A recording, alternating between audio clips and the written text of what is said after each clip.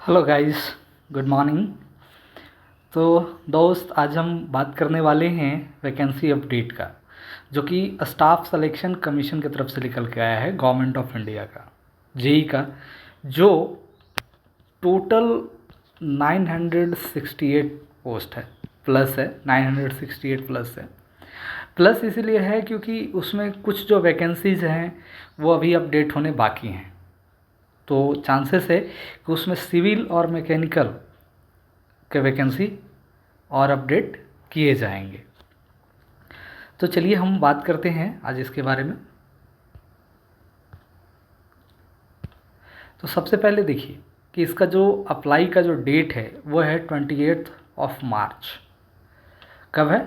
Starting date है 28 मार्च को और एंड डेट है 18 अप्रैल। मतलब 28 मार्च से शुरू होकर के 18 अप्रैल तक इसका जो है फॉर्म फिल किया जाएगा।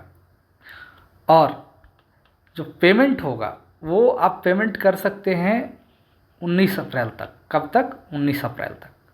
अच्छा, इसका फ़ी क्या है? तो फ़ी जो है बाबू वो जनरल और ओबीसी के लिए है 100 रुपीज़। कितना है? 100 रुपीज़। और जो फीमेल कैंडिडेट हैं, एससी कैंडिडेट है या एसटी कैंडिडेट है या फिजिकली हैंडीकैप्ड हैं या फिर जो एक्स सर्विसमैन हैं, उनके लिए फ़ी एग्जम्प्टेड है, उनकी कोई चार्जेस देने की ज़रूरत नहीं है। इसके बाद आपका जो करेक्शन फॉर्म है, अगर मान लेते हैं फॉर्म अप्लाई करते समय कोई गलती हो गया तो उसके लिए जो ओपन विंडो होगा वो होगा 22 अप्रैल को और 23 अप्रैल को। ये 2 दिन जो है आपका विंडो ओपन रहेगा। किसके लिए? करेक्शन के लिए। अब अगर आप पहली बार करेक्शन करते हैं तो 200 रुपये चार्ज लगेंगे, ठीक है। अगर दूसरी बार करेक्शन करते हैं तो उसके लिए कितने चार्ज लगेंगे? 500 रुपये चार्ज लगेंगे। तो फॉर्म फिल करते समय कोई भी छोटा मोटा गलती नहीं कीजिएगा जिससे कि आपको दोबारा करेक्शन करना पड़े, क्योंकि करेक्शन करेंगे तो वो चार्जेबल है। उसके बाद हम बात करते हैं कि इसका जो डेट, एक और डेट दे रखा है वो क्या है? CBT 1 का। CBT 1 और CBT 2 दोनों है। पहले क्या है कि मेंस होता था, अभी क्या है? MCQ हो गए हैं। तो CBT 1 का जो डेट है वो डेट होगा आपका 4/6 से लेकर के 6/6 तक, मतलब 3 दिन होंगे, 4/6, 5/6 एंड 6/6। ये जो है आपका जून में एग्ज़ाम होने वाला है, 4 जून से लेकर 6 जून तक। और CBT 2 इसके रिज़ल्ट आने के 15 से 1 महीने के अंदर होगा, जो कि अभी उसका नोटिफिकेशन नहीं दिया गया है। अगर इस नोटिस से रिलेटेड, एडवर्टाइजमेंट से रिलेटेड कोई क्वेरी है तो आप SSC के कमीशन के जो नंबर हैं उस पर कॉन्टेक्ट कर सकते हैं। ये उसका कमीशन का नंबर है। उसके बाद हम देखते हैं थोड़ा इसका वैकेंसी अपडेट। तो मेजर रूप से कौन कौन से वैकेंसी हैं? तो BRO, जो कि ओनली फॉर मेंस के लिए है, और BRO में जो वैकेंसी है वो है 438। उसके अलावा BRO है एक सिविल के लिए और एक E&M के लिए है।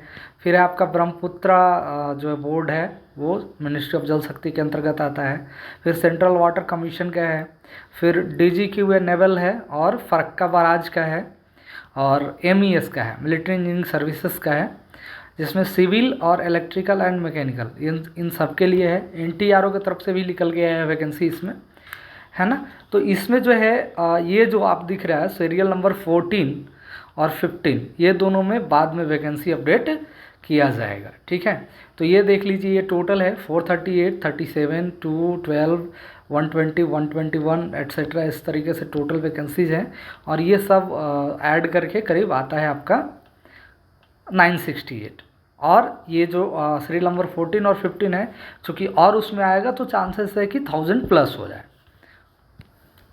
उसके बाद अगर हम बात करें कि एज में रिलैक्सेशन, तो एज में रिलैक्सेशन किनको किनको मिलने वाला है इसके बारे में हम बात करते हैं। तो यहाँ पर ध्यान देंगे कि SC और ST, ठीक है, SC और ST को 5 साल, ठीक है, OBC को 3 साल, PWD PWD जो EWS में है, जो कि जनरल कैटेगरी में होंगे या फिर इकोनॉमिकल वीकर सेक्शन में होंगे, उनको 10 साल का है। OBC के लिए 13 ईयर्स का है और PWD 15 ईयर्स का है। ऐसे जनरल एज कंडीशन कुछ पोस्ट के लिए जो है वो 30 ईयर है और कुछ पोस्ट के लिए 32 ईयर्स है। ये जो है विदाउट रिजर्वेशन है ना। अगर आप जनरल कैंडिडेट हैं तो 30 ईयर्स और 32 ईयर्स के हैं, तो आप कुछ पोस्ट पे 32 ईयर्स खोज रहे हैं, कुछ पोस्ट पे 30 ईयर्स है मैक्सिमम, तो आप अप्लाई कर सकते हैं। बाकी एक्स सर्विसमैन है तो एक्स सर्विसमैन का भी 3 ईयर्स का है। फिर डिफेंस पर्सनल जो डिसेबल्ड हैं ऑपरेशंस के दौरान, जो ऑपरेशंस होते हैं या फिर मान लीजिए कि कोई वॉर हो रहा है उस दौरान अगर वो डिसेबल्ड हो जाते हैं, तो वैसे कैंडिडेट्स को जो है 3 ईयर्स दिया गया है जो जनरल या OBC के तहत आते हैं। अगर वो कैंडिडेट SC ST के हैं तो उनको 8 साल का प्रेफरेंस दिया जाएगा।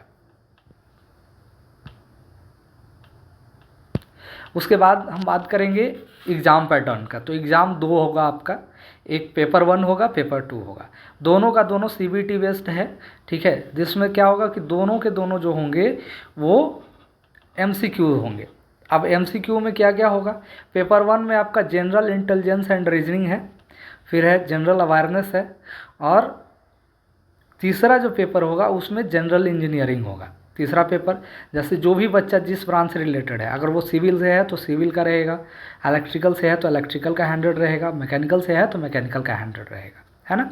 और जनरल अवेयरनेस 50 नंबर का है और जनरल इंटेलिजेंस एंड रीजनिंग भी 50 नंबर का है। इसके लिए टाइमिंग आपको 2 घंटे का दिया गया है। अगर आपको किसी भी तरीके का प्रॉब्लम है कंप्यूटर पे बैठने में, लिखने में या समथिंग जो भी है, तो अगर आपको अस्क्राइब दिया जाता है तो अस्क्राइब वाले को 40 मिनट्स एक्स्ट्रा मिलेगा। सिमिलर अगर हम बात करें CBT 2 का, तो उसमें सिर्फ और सिर्फ टेक्निकल पेपर होगा, उसमें जनरल पेपर नहीं रहेंगे।